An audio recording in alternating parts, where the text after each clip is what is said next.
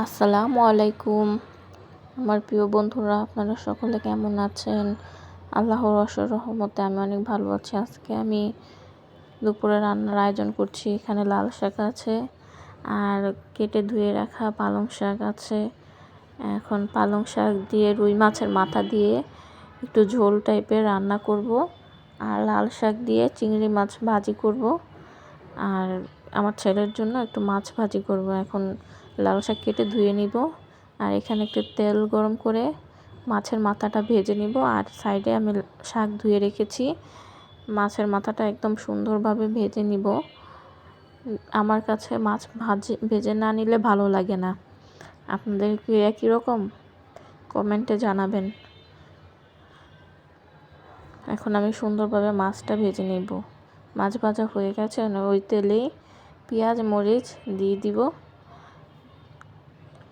পেঁয়াজ মরিচ এখন ভালোভাবে নেড়ে চেড়ে কষিয়ে নিব। আদা রসুন দিয়ে দিব।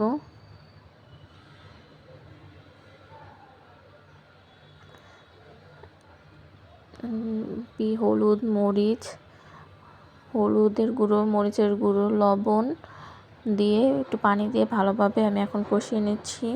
কষিয়ে নেওয়া হওয়ার আগেই মাছের মাথাটা দিয়ে দিব। দিয়ে মাছের মাথাটা দিয়ে একটু ভালোভাবে কষিয়ে নিব। মাছের মাথাটা একটু ভেঙে দিব।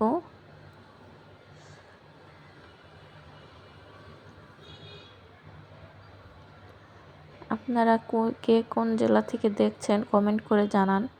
আর আমার এই চ্যানেলটি নতুন, সকলে আমার চ্যানেলটির পাশে থাকবেন, সাবস্ক্রাইব করবেন, লাইক করবেন।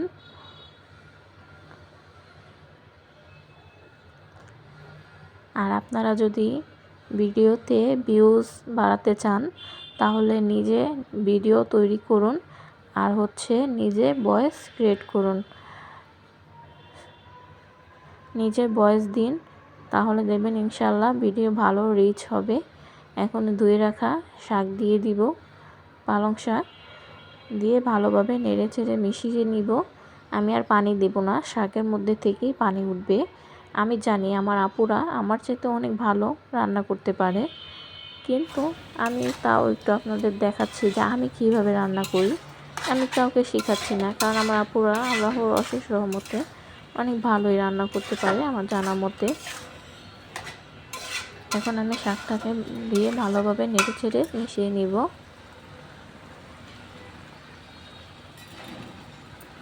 এই যে দেখুন, শাকে থেকে পানি উঠছে।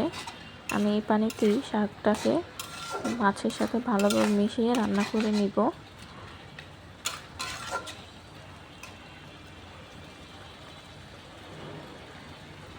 আর আপনাদেরকে আরেকটা জিনিস দেখাই। এই যে দেখুন, মাশাআল্লাহ বলতে কেউ ভুলবেন না। এই যে দেখুন আমাদের বাড়ির বাহিরের ভিউটা কত সুন্দর, মাশাআল্লাহ। আর এই যে আমার রুমের ছাদে আর কি বাহিরে একটি গাছ আছে। গাছটির নাম হচ্ছে স্পাইডার গাছ। আমার হাজব্যান্ড অনেক শখ করে গাছ লাগিয়েছে। তো বন্ধুরা, গাছটি কেমন কমেন্টে জানাবেন। আর এই যে আমার তরকারি রান্না হয়ে গেল, এখন আমি বাটিতে ঢেলে নিলাম। আর আমার মতন কে কে এক কড়াই দিয়ে রান্না করেন, রান্না করে ঢেলে নেন, কমেন্টে জানাবেন।